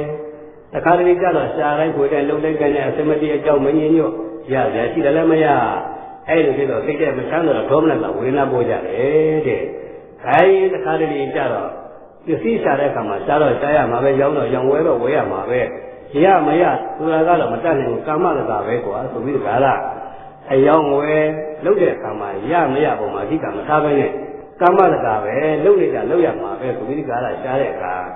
ဝမ်းနဲ့ကာမတကာထားတဲ့အခါကျတော့ရှင်ရင်ဖြင့်ဥဒ္ဒကဝေဒနာပေါ်တယ်လို့မှတ်ပြီးတော့ဟုတ်ပြီအဲဒီလိုဆိုလို့ရှိရင်ဝမ်းထဲမှာဝမ်းသာရင်သောမနတာဝမ်းနဲ့ဒေါမနတာဝမ်းသာဝမ်းနဲ့ကိနေတဲ့အချိန်မှာဥပ္ပခါပဲဒါလေးသမီးလေးတွေကျမ်းကျမ်းမှာချမ်းချမ်းသာသာနဲ့ပြုံးလို့ရှိရင်ပြုံးပြုံးပါးပါးနဲ့မြင်ရတော့ဝမ်းသာကြတယ်မိပါဗျာဒီအချိန်မှာကိုယ်တဏ္ဍာမှာသောမနတာဝေဒနာပေါ်တယ်ဆိုတာမှတ်ရမယ်တခါလေးကျတော့ဒါလေးသမီးတွေကလည်းပြောမကောင်းဆုံးမကောင်းဘုဆန်ဆန်ဘူးဆန်ဆန်နဲ့အရှိသူအနောက်တော့ထိုင်ဆိုထစသည်အဲ့ဒါနားမထောင်တဲ့အခါကျတော့ဒေါသဖြစ်ဒေါသဖြစ်တော့ဝမ်းနဲ့ဒေါမနတာဝေဒနာပေါ်လာတဲ့ဖြစ်နေတခါတည်းကြတော့ဂိုင်းမင်းတို့ပြောမရသူမရနဲ့မတတ်နိုင်တော့ဘူးမင်းတို့ကလည်းမင်းတို့ရှိချင်တာရှိဖြစ်ချင်တာဖြစ်လို့ဒီတော့မတတ်နိုင်တော့ဘူးကွာကာမတကာပဲအဲ့လိုကာမတကာထားတဲ့အခါကျတော့ဝမ်းထဲမှာဥပ္ပကဝေဒနာပေါ်တယ်မှတ်ကြပြီးတော့ဂိုင်းအိမ်တဲ့ကြည့်ပါဦးလေသွင်းတဲ့စိတ်ထုတ်တဲ့စိတ်နဲ့ထုတ်လိုက်သွင်းလိုက်တဲ့အခါမှာလေကိုဖြည်းဖြည်းချင်းရှူစင်းနေတဲ့အခါမှာဆိုလို့ရှိရင်ချမ်းသာတော့ဒုက္ခတခါတည်းကြတော့လေကိုချမ်းချမ်းခမ်းခမ်းရှူသွင်းရတဲ့အခါမှာဆိုလို့ရှိရင်ဆင်းရဲတော့ဒုက္ခအဲ့ဒါသောမနတာဒေါမနတာလည်းပေါ်တာပါပဲဒါလည်းမတိပကအလတ်စားရှုသွင်းနေတဲ့အခါကျလို့ရှိရင်ဥပ္ပခါပဲဆိုတာမှတ်ရမယ်တဲ့ခိုင်းလာတဲ့အိမ်တဲ့ဝေဒနာကအခုပြောသလိုဒုက္ခဒုက္ခဥပ္ပခါတရားတဲ့သောမနတာဒေါမနတာဥပ္ပခါသုံးမျိုးပဲပေါ်တာပဲတဲ့ခိုင်းဒီလိုပေါ်တဲ့အခါကျတော့ဒီနေရာမှာဝေဒနာတန်ရုပ်မှာပေါ့ဗျာဘယ်လိုဟောအစပရမဝန်ခံထားတဲ့အတိုင်းသာလာကျန်တဲ့ဝက်ကတန်ရုပ်ပါဠိတော်ဝေဒနာတန်ရုပ်သာကာရဝဲဓာတ်ထပ်ပါသုံးရဲ့နောက်ပိုင်းမှာမြတ်စွာဘုရားဟောတယ်တဲ့သောဝေဒနာပရိညာယာဒိဋ္ဌိတမေနာသောဟောမလီကောင်းလိုက်တဲ့ကာရလေးသောဝေဒနာပရိညာယာဒိဋ္ဌိတမေနာသောကာယသာပိတောဓမ္မသောသင်္ခါနောပိတိဝေရကုဒီကာရလေးသိတော့တယ်အဲ့ဒါယဟနာပြောဟောလိုက်တဲ့ကာရလေးပါသောဝေဒနာပရိညာယာဒိဋ္ဌိတမေနာသောသောတဝေဒနာကမ္မထံကိုရှုမဲ့ယောဂီပုဂ္ဂိုလ်သည်ဝေဒနာပေါ်လာတဲ့ဝေဒနာကိုပရိညာယပိုင်ပိုင်နဲ့သိရမယ်ပိုင်ပိုင်ခြားခြားသိအောင်လုပ်ရမယ်ဟုတ်ပြီဗျာဟုတ်ပြီဒါကပေါ်လာတဲ့ဝေဒနာဟာဒါဘာဝေဒနာပဲဒါဘာဝေဒနာပါပဲလို့ရှိဥစွာပေါ်တဲ့ဝေဒနာကိုသိအောင်လုပ်ပါဦးတဲ့ဒါကဝေဒနာကံရုပ်ဓာတ်ထပ်ပါသုံးမှာဘုရားကိုယ်တိုင်ဟောခဲ့သောဝေဒနာပရိညာယပိုင်ပိုင်နဲ့သိရမယ်ပိုင်ပိုင်ခြားခြားသိရမယ်ဆိုတာအတူတူပဲပိုင်ပိုင်နဲ့သိရမှာလေပိုင်ပိုင်ခြားခြားသိရမယ်ဆိုတာမထူးအဲ့ဒါအတူတူပဲလို့မှတ်ပြီးတော့ဟိုဒါနမှာဒုက္ခဝေဒနာပေါ်တာဒုက္ခဝေဒနာပေါ်တာပဲလို့သိရဒုက္ခဝေဒနာပေါ်ရင်ဒုက္ခဝေဒနာပေါ်တာပဲလို့သိရမယ်ဥပ္ပခါပေါ်ဥပ္ပခါဝေဒနာပေါ်တယ်လို့သိရမယ်အဲ့ဒါဝေဒနာပေါ်ရင်ဝေဒနာပေါ်တယ်လို့သိရမယ်လို့အဲ့ဒီမှာသလာကြနာဝက်ကသံယုတ်ပါဠိတော်ဝေဒနာသံယုတ်သက္ကာရဝတ္တပါဆိုနောက်ပိုင်းမှာဘုရားဟောတာလေအဲ့ဒါကိုဖြင့်မဟာသတိပဋ္ဌာန်ပါဠိတော်ဝေဒနာနုပါဒနာမှာလည်းဘုရားကိုယ်တိုင်ဟောခဲ့တယ်ဒုက္ခဝဝေဒနာဝေရိယမာနောဒုက္ခဝေဒနာဝေရိယမိတိပဇာနာတိစိတ်တိုင်းဟာလို့ကောင်းတယ်ခန္ဓာရဲ့ဆိုတဲ့သဘောလေးပေါ်လိုက်တာဒုက္ခဝေဒနာပေါ်လာပဲလို့သိရမယ်ကြိုက်တာဒါဖြင့်သတိပဋ္ဌာန်ကတန်ရုပ်တွဲဟောတဲ့နေ့ပဲလို့ဒုက္ခဝဝေဒနာဝေရိယမာနောဒုက္ခဝေဒနာဝေရိယမိတိပဇာနာတိယုတ်ကြီးအဲ့ဒါတိုင်းနဲ့ကာမနာရဲကျင်းတဲ့ကြိုက်တဲ့ခဲ့တဲ့အောင်းနဲ့အင်းတဲ့စသည်အားဖြင့်ဖြစ်လာတဲ့အခါမှာဒါဒုက္ခဝေဒနာပေါ်တာပဲလို့သိရမယ်တဲ့အဒုက္ခမဒုက္ခဝဝေဒနာအဒုက္ခမဒုက္ခဝေဒနာမိတိဇာနာတိဒုက္ခမို့ဒုက္ခမို့တဲ့ဥပ္ပခါတော့ဈာသဘောပေါ့ဗျာချမ်းသာတာမို့ဆင်းရဲတာမို့တဲ့သဘောလေးနဲ့နေရရင်ငါကဏ္ဍမှာဒါဥပ္ပခါဝေဒနာပေါ်တာပဲလို့သိရမယ်ဒါဖြင့်မဟာသီကံပါဠိတော်ဝေဒနာနုပဒနာမှာလည်းပဲဝေဒနာပေါ်ရင်ဝေဒနာပေါ်တယ်လို့သိဒါဖြင့်ဝေဒနာကံယုတ်ကလည်းပဲဝေဒနာကိုပေါ်လာတဲ့အခါမှာပိုင်ပိုင်နေနေသိတယ်ဘာထုလဲဘာမှမထုအတူတူပဲဘုရားကဝေဒနာကံယုတ်လည်းဟောခဲ့တယ်မာသီဓမ္မလည်းဟောခဲ့တယ်ကိုယ်နေရာတမျိုးဒီနေရာတမျိုးမဟုတ်ဘူးအတူတူပဲမှတ်ပြီတော့ဟုတ်ပြီဒါဖြင့်ပေါ်လာတဲ့ဝေဒနာကိုအခုတရားထိုင်နေတော့လက်ပြည့်လက်တွေ့ဒိဋ္ဌပြောမယ်ယောဂီတွေကိုတရားထိုင်နေတဲ့အခါမှာသမာဓိလေးရနေရာလေးလည်းတော်တော်ထက်လာတော့ခန္ဓာပဲလက်ကြည့်တဲ့အခါလက်ကြည့်တဲ့အခါမှာ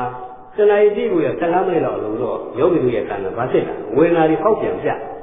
ပြောင်းလဲပြနေတယ်ဘယ်လိုပြောင်းလဲဖောက်ပြန်ပြနေတော့ ပထမအစထိုင်လာတာကာယပတာရိယဖို့တပါယောကာယစပရိစ္ဆဗုဒ္ဓဝိသဥပ္ပစ္စည်းကာယဝိညာဏအိန္ဒသင်္တိဖတ်သောပတ္တပစ္စယဝေဒနာဆိုတဲ့အတိုင်းပေါ့ဗျာခန္ဓာကိုယ်ကြည်ယုခန္ဓာကိုယ်ကြည်ပြီးသောကာယပတာရိယအောက်ကခင်းလာသောဖြာပြီးသောဖို့တပါယောဒီနေရာမှာအဝိဓိဟုသောဖို့တပါယောပုံဓိဟုသောဖို့တပါယောဒီနှစ်ခုနဲ့တွေ့ကြိုက်တော့ဖတ်တာနဲ့တွေ့ကြည့်လိုက်တဲ့အခါမှာခိုင်လို့ကောင်းတယ်ဆိုတော့ဒုက္ခဝေဒနာပထမပေါ်တဲ့ဝေဒနာပေါ့ဗျာအဲ့ဒီဝေဒနာကြီးတဲ့ဒီနေရာမှာဝေဒနာရဲ့အနုဘဝနာလက္ခဏာခံစားခြင်းလက္ခဏာရှိတယ်ဝေဒနာဆိုတာခံစားခြင်းလက္ခဏာပဲကောင်းတဲ့ဘောဒီပေါ်နေအဲ့ဒီကောင်းတဲ့ဘောဒီအစင်းပဲမဟုတ်ပါဘူးဒုက္ခဝေဒနာတည်ပြီးဒုက္ခဝိပရိနာမဒုက္ခခေါ်တာဒုက္ခဝေဒနာလေးဟာတဲ့ရှင်ဒီတုံးမှာတော့ဒုက္ခသဘောနဲ့ကောင်းလို့လို့ချမ်းသာလို့လို့ဟုတ်လို့ဟန်လို့နဲ့ဝိပရိနာမဒုက္ခဟောက်ပြန်သွားရင်ဒုက္ခပဲရှိတာမှာယောဂီသိကြဆက်ကြည့်တဲ့ခါကြတော့ပထမခြံသာတဲ့ကောင်းတဲ့သဘောလေးတွေအစင်းအပင်မဟုတ်တဲ့အတွက်ဝေဒနာဖောက်ပြန်သွားပြီလို့ဖောက်ပြန်သွားတာရှိတဲ့သာမှုနားတယ်ကျင်တယ်ကြိုက်တယ်ခဲ့တယ်ဆိုတဲ့သဘောလေးပေါ်လာပြီအဲ့ဒါပေါ်လာတာကဖောက်ပြန်သွားတာအဲ့ဒီနောက်တာနားတယ်ကျင်တယ်ကြိုက်တယ်ခဲ့တဲ့သဘောလေးကဖောက်ပြန်တာပထမချမ်းသာတဲ့သဘောလေးကပြက်သွားတာပြက်သွားတာကအနိစ္စဖောက်ပြန်လာကဝိပရိနာမမထာတော့ယောဂီသစ္စာနဲ့ဒီဟောအဲပြည့်သွားတာကအိဋ္ဌဖောက်ပြန်လာတာကဝိပရိနာမလို့မှတ်တာဒါနဲ့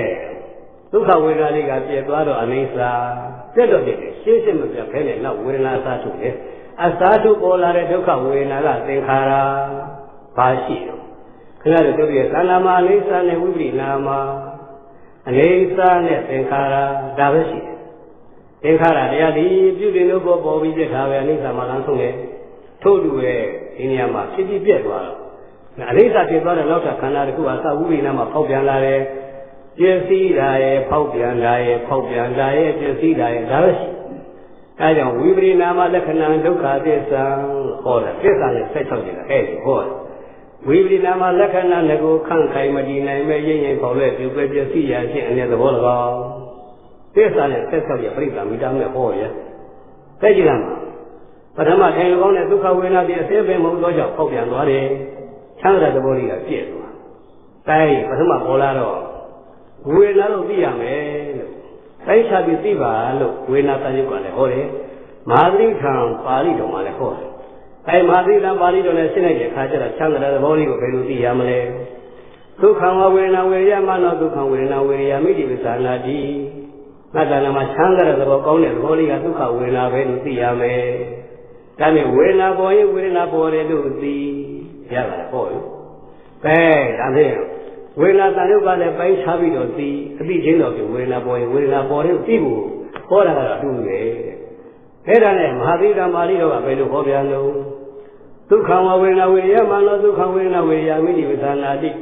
သမုဒိယဓမ္မနုပါတိဝဝေဒနာသူဟေရတိ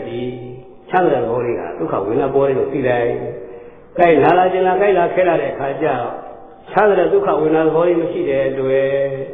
ဒီချမ်းသာတဲ့ဝေဒနာလေးပျောက်သွားတော့ဘယ်လိုရှိရမလဲဝေယဓမ္မအနုပါတိဝဝေဒနာသုဟရတိတဲ့ပြက်သွားပြီတဲ့အဲဒါဒီဝေဒနာလေးတွေပေါ်လဲပေါ်တယ်ပြက်လဲပြက်တယ်ဖြစ်လဲဖြစ်တယ်ပြက်လဲပြက်တယ်အဲ့လိုရှိသမုဒိယဝေယဓမ္မအနုပါတိဝဝေဒနာသုဟရတိဘုရားကဟောရှိပြီးပြက်သွားတော့ကွာဒီဝေဒနာလေးကဖြစ်လဲဖြစ်တယ်ပြက်လဲပြက်တယ်လို့ရှုလိုက်သမ်းပါဒါဖြင့်ဝေဒနာနုပါဒနာနဲ့ဝေဒနာအာယုဓာတ်ပါသုံးတယ်တွဲဟောနေတယ်သုံးအမတာဖို့တာပထမတော့ဘယ်လိုကျုပ်တို့သံဃာမှာဆန်းတဲ့သဘောလေးပေါ်တာဝေဒနာပေါ်တယ်လို့သိရဒါပြန်ဝေဒနာပေါ်ရင်ဝေဒနာပေါ်တယ်လို့သိမဟာသီထပါဠိတော်နဲ့သံယုပါဠိတော်တွဲဟောတော့ဝေဒနာပေါ်တာဝေဒနာလို့သိနောက်ပိုင်းပါကြည့်ရမယ်ဖြစ်ပြမိအောင်ကြည့်ရမှာအဲ့ဒါကြည့်ရသိရမှာလားဝေဒနာပေါ်တယ်လို့သိရကြည့်ရမှာကဝေဒနာကိုမကြည့်နဲ့ဖြစ်တယ်မိအောင်ကြီးသိတာရဲ့ကြည့်တာရဲ့ဒါတော့မှတ်ထားအရေးကြီးအလုံးယောဂီတွေပြီးဆိုင်ပါဖြစ်ဖြစ်နဲ့ရအောင်မနေနဲ့အဲ့ဒါဖြင့်ဝေဒနာပေါ်ရင်ဝေဒနာပေါ်တယ်လို့သိပြီဝေဒနာပေါ်တာမဖြစ်နောက်တော့ဖြစ်တယ်ကိုမိအောင်ကြည့်လိုက်ဖြစ်ရတာဘယ်လိုဟာခေါ်လဲသိလားယောဂီအခုတရားထိုင်နေတော့မှာချမ်းသာတဲ့သဘောဒုက္ခဝေဒနာပြီးအစဲပဲမဟုတ်တော့ကြောင့်စောင့်ကြည့်လိုက်ဆမ်းမစောင့်ကြည့်စောင့်လာကသမာဓိကြည့်တာကဝိပဿနာ စောင့်နေတာကိုသမာဓိမပြန်သုံးပါးနဲ့စောင့်ကြအဲ့ဒါသမထဘောဗျနောက်ကြည့်လိုက်လို့ရှိရင်မြင်လို့ရှိရင်ဝိပဿနာဖြစ်မယ်စောင့်တာကသမာဓိကြည့်တာကဝိပဿနာစောင့်တာကသမထကြည့်တာကကြည့်လို့နေတာကဝိပဿနာအဲ့လိုဖြစ်သွားဒါတပြေးပြီးအသေးစိတ်ပေါ်လာအဲ့ဒါလေးဒုက္ခဝေဒနာပေါ်တယ်ချမ်းသာတဲ့သဘောလေးဒုက္ခဝေဒနာပဲလို့သိတာပိုင်မယ်နဲ့ဒီပိုင်မယ်ချတာသိပါလို့ဟောတယ်လက်တွေလက်တွေဒိဋ္ဌဒီခန္ဓာတရားထိုင်နေလုံးမလက်တွေလက်တွေဒိဋ္ဌဟောတယ်လက်တွေဝိပဿနာချပြီးကြည့်တာဟုတ်ဝေဒနာလေးပေါ်အဲ့ဒီပေါ်လာတဲ့ဝေဒနာလေးမခိုင်မနဲ့ရိုင်နဲ့ပြုတ်ပဲပြစီးပြီးဒီကလာဒုက္ခဝေဒနာစာထိုးသွားပြီဟောဒီလိုဆိုရင်ဝေဒနာပေါ်လာတဲ့အခါမှာဝေဒနာချင်းရှုရမှာပဲပြောရင်ဝေဒနာချင်းရှုရမှာပဲဒါပြန်အရှုခံမှုပေါ်လာတာကလည်းဝေဒနာရှုတဲ့ဉာဏ်ကလည်းဝေဒနာဟုတ်ပြီဝေဒနာချင်းရှုအနိစ္စသင်္ခါရအနိစ္စဝသင်္ခါရကရှုနေတာသင်္ခါရသင်္ခါရဝိပါဒံတိကရာကဖွင့်နေသင်္ခါရသင်္ခါရတရားတို့ကိုသင်္ခါရတရားတွေကဝိပါဒံဝိပဿနာရှုကြတယ်သင်္ခါရကိုသင်္ခါရကရှုတယ်တနည်းအားဖြင့်အနိစ္စကိုသင်္ခါရကရှုတယ်ဒါမှတစ်ဖက်စလုံးဒိဋ္ဌိကုန်ပါဗျာသုံးဝိမကုန်ဘူးဘာဖြစ်လို့လဲဝိပဿနာရှုတော့အရှုခံကပေါ်ပြီးတည်သွားတဲ့အတွက်ဖြစ်တဲ့အတွက်ရှုနေတာသို့သောအရှုခံကဖြစ်ပြီးရှုတဲ့ဉာဏ်ဖြစ်ပြီးတဲ့အခါမမြင်တော့သတ္တရာဒိဋ္ဌိဖြစ်နေတယ်ယောဂီတရားတယ်တော့ကြာပြီသို့သောအရှုခံရှုဉာဏ်ဣဒ္ဓပထမဒုက္ခဝေဒနာပေါ်လာတဲ့အဲ့ဒီဝေဒနာရဲ့ရှုခံမှုရပေါ်လာသည်ဒါရှုခံဝေဒနာပဲဟုတ်ပြီတဲ့အဲ့ဒီဝေဒနာလေးကပေါ်ပြီးပါဖြစ်သွားတော့ပြက်သွားဒုက္ခဝေဒနာစားလို့ပေါ်လာဒုက္ခဝေဒနာပြက်သွားပြီပြက်သွားတဲ့အခါကျလို့ရှိရဲ့တဲ့ဝေဒနာလည်းပဲပြန်ပြီးရှုလိုက်တဲ့အခါကျတော့ဒီနေရာမှာအရှုခံဝေဒနာရှုဉာဏ်ဆိုတာကတော့ဒုက္ခနဲ့သောမနတာသည်ရှုဉာဏ်လေးမှတ်တယ်ရှုတဲ့ဉာဏ်ကဒုက္ခရဲ့သောမနတာရဲ့အဲ့ဒါဉာဏ်လေးပဲယောဂီဒီနေ့နည်းနည်းစိတ်နဲ့နော်မှတ်တယ်အရှုခံဝေဒနာရှုဉာဏ်ဝေဒနာရှုခံလာတဲ့ခုနကပြောတဲ့အတိုင်းချမ်းသာတဲ့သဘောလေးကပေါ်ပြီးပြသွားတဲ့အတွက်ဒုက္ခဝေဒနာစားထိုးတဲ့ရှုတဲ့ဉာဏ်ဒုက္ခဝေဒနာပြန်ကြည့်တယ်ဆိုဒုက္ခဝေဒနာပေါ်တော့ဒုက္ခဝေဒနာရှိသေးတယ်မရှိတော့ဘူးအရှုခံဖို့ပေါ်ဒုက္ခဝေဒနာပြည့်သွားတယ်ဒါဖြင့်ရှုတဲ့ဉာဏ်ဒုက္ခဝေဒနာအစားထိုးကြည့်တဲ့အခါရှိသေးတယ်မရှိတော့မရှိတာကအိဋ္ဌမရှိဘူးလို့ပြီးလိုက်တဲ့ဒုက္ခဝေဒနာဉာဏ်ကမေက္ခအနိစ္စနဲ့မေက္ခနဲ့ကြိုက်သွားတယ်ဟုတ်ပြီအနိစ္စနဲ့မေက္ခနဲ့ကြိုက်တော့ဘာဖြစ်အနိစ္စနဲ့မေက္ခနဲ့ကြိုက်ပြီးဆိုလို့ရှိရင်ဒီအချိန်မှာကိလေသာမရှိဒီကြစဉ်းစားတော့ယောဂီတွေပြီးဆိုင်တာအဲ့ဒါကြီးရှုရတဲ့အခါမှာဒါဝေဒနာကိုရှုသလားဝေဒနာကိုရှုတာမဟုတ်ဘူးဝေဒနာကိုသိရမှာရှုတဲ့အခါကြည့်ခိုင်းတာကြည့်တော့ဗာမြင်ကြတယ်ဝေဒနာကိုမြင်သလားမဟုတ်ဘူးဝေဒနာကိုမြင်လို့ရှိရင်ဖြင့်ဝေဒနာကိုသိနေတဲ့အတွက်နာမပရိစ္ဆေဉာဏ်ပဲနာမပရိစ္ဆေဉာဏ်ပဲအဲ့ဒါအောက်တန်းဉာဏ်ပဲမှတ်ထားပါမသိကြဘူးနိုင်နာတဲ့လူသိနာတဲ့လူမှာချမ်းသာရင်ကောင်းတဲ့လူသိကောင်းတဲ့လူမှာအဲ့ဒါအောက်တန်းဉာဏ်လေးပါဗျာအဲ့ဒါသတိထားတဲ့အဲ့ဒါသမထပြုနိုင်နာတယ်မှတ်တယ်ချမ်းသာရင်ချမ်းသာတယ်မှတ်တယ်ဘူးတယ်မှတ်အေးတယ်မှအေးတယ်သိတိုင်တယ်သိသွားတယ်သိသွားတယ်မှတ်ဒါပါလို့အဲ့ဒါသတိထားတဲ့လို့မှတ်ရမယ်သတိထားတဲ့ဖြစ်တော့ကြောင့်အဲ့ဒါဟာသမထပဲမှတ်တာပါဝိပဿနာမရောက်သေးဘူးရှင်းပြောဒါပေမဲ့ဝေဒနာပေါ်ရင်ဝေဒနာလို့သိတော့နာမပရိစ္ဆေဒဉာဏ်အောက်တန်းဉာဏ်ရှိတယ်ဒါပေမဲ့ဝေဒနာကိုကြည့်ရမှာလားဆိုတော့ဝေဒနာမသိရဘူးဝေဒနာဖြစ်ပြသွားတဲ့ဝေဒနာရဲ့လက္ခဏာကိုမြင်အောင်ကြည့်လိုက်ဝေဒနာပါရှိတယ်ဖြစ်ပြသွားတဲ့လက္ခဏာပဲရှိတယ်ဒါအနိစ္စဝေဒနာပေါ်နေတော့ကအနိစ္စဖြစ်ပြသွားတာကအနိစ္စလက္ခဏာဒါဖြင့်အစားထုတ်ပြီးတော့ရှုလိုက်တဲ့ဒုက္ခဝေဒနာဒီဟုသောဉာဏ်ကကြည့်လိုက်တဲ့အခါမှာပထမပေါ်ပြီးပြသွားတဲ့ဒုက္ခဝေဒနာသဘောမမြင်တော့ဘာမြင်တော့ဖြစ်ပြသွားတဲ့လက္ခဏာလေးနဲ့မြင်လိုက်လက္ခဏာနဲ့ဉာဏ်နဲ့ပြိုင်တယ်ဒီနေရာမှာလက္ခဏာနဲ့ဉာဏ်နဲ့မှပြိုင်နိုင်တယ်ဝေဒနာပေါ်တော့ဝေဒနာပေါ်နေတဲ့အနိစ္စနဲ့ဉာဏ်နဲ့မပြိုင်နိုင်ဘူးနောက်တော့ကမ္မထံကားကြီးနည်းနည်းအသေးစိတ်လာတော့ရှုပ်သွားမယ်နော်ဝေဒနာပေါ်နေတုန်းမှာအနိစ္စပြည့်သွားတာကအနိစ္စလက္ခဏာမှတ်တာပါခုနဝေဒနာစိတ်မပေါ်နိုင်ဘူးလို့လည်းပထမအစားလေးကကျုပ်ပြောခဲ့ဒုက္ခဝေဒနာပေါ်နေတဲ့အချိန်မှာဒုက္ခဝေဒနာမပေါ်နိုင်ဒုက္ခဝေဒနာပေါ်တဲ့အချိန်ကျတော့ဒုက္ခဝေဒနာမရှိတော့ဘူးဟုတ်ပြီဒုက္ခဝေဒနာမရှိတော့ဘူးအဲ့ဒီမရှိတဲ့ဒုက္ခဝေဒနာကိုသိအောင်လို့ ဒုက္ခဝေဒနာဉာဏ်ဒုက္ခဝေဒနာအစားထိုးကြည့်လိုက်တာဟုတ်ပြီလို့ရှုဉာဏ်ဒုက္ခဝေဒနာကြည့်တော့အရှုကဒုက္ခဝေဒနာမရှိတော့ဘူးမရှိတော့မရှိတဲ့ဒုက္ခဝေဒနာကအနိစ္စလက္ခဏာမရှိတော့ပဲဖြစ်သွားတော့ဒါအနိစ္စလက္ခဏာကိုမြင်တယ်ဒါပြန်လက္ခဏာနဲ့ဉာဏ်နဲ့တရားမယ်အနိစ္စနဲ့ဉာဏ်နဲ့မပြိုင်နိုင်ရှင်းသွားပြီဒါမူလပါဏာတကရာလည်းဒီတိုင်းဟောတာလို့ပြောရတယ်အဲဒီလိုဆိုတော့ကြည့်ရတဲ့အခါမှာရှုဉာဏ်ဝေဒနာနဲ့အရှုကံဝေဒနာကိုကြည့်တဲ့အခါမှာအရှုကံဝေဒနာဒုက္ခဝေဒနာမရှိဘူးဒုက္ခဝေဒနာအစားထိုးနေတယ်ဒါပြန်ဒုက္ခဝေဒနာဒီမြဲသလားမမြဲမှန်ပြီးတော့သတ္တရာလေးတွေဆင်တယ်ရှင်းပြတ်သွားသလားမပြတ်ဘူးနောက်ဒုက္ခဝေဒနာအစားထိုးတယ်အစားထိုးမှပြီးတော့အပြတ်ကြီးတဲ့ဥစ္စာလေးတွေဆင်တယ်ဒါပြန်ဒုက္ခဝေဒနာဒီပထမဖြစ်တယ်ဖြစ်တုံးကစားပြီးကြည်တော့သလားနောက်သလားမရဏမိလောင်တော့ပြောင်းတော့ပြတ်သွားတယ်မြဲသလားမမြဲဘူးမမြဲမှပြီးတဲ့ခါကျသတ္တရာလေးတွေဆင်တယ်ရှင်းပြတ်သွားသလားအနန္တရပစ္စည်းပဋ္ဌာန်းလေးတွေဟောရရင်အခြားမရှိဘူးဒုက္ခဝေဒနာအစားထိုးအမွေပွေးတာဒုက္ခဝေဒနာစားတော့ပြီးတော့အမွေတွေပေးခဲ့တယ်ဒုက္ခဝေဒနာစားလို့မပြတ်ဘူးတဲ့ခဏလို့ဖြစ်တယ်လို့ဆိုလိုက်ဖြစ်တဲ့တော့ဘာမှမရှိတော့ဘာမှမကြောင်ပြတ်သွားရင်ဥစ္စာလေးတွေဖြစ်တယ်ခဏလို့ဘာမှမကြောင်ပြတ်သွားပြီဆိုလို့ရှိရင်နောက်ကဘာမှအစားထိုးတာမမြင်ပဲနဲ့ပြတ်သွားပြီလို့ပြတ်သွားပြီဘာမှမကြံတော့ဘူးလို့ဒါဒီလိုနေလိုက်အဲ့လိုစဉ်းစားဖတ်တယ်ဥစ္စာလေးတွေဖြစ်သွားမှန်လားပထမသဘောပြတ်တော့ပြတ်တယ်ပြတ်တဲ့နေရာမှာဒုတိယသဘောနားတဲ့သဘောအစားထိုးတယ်ရှင်းပြတ်တာမပြတ်ဘူးမလွယ်ဘူးတော့ယောဂီတွေ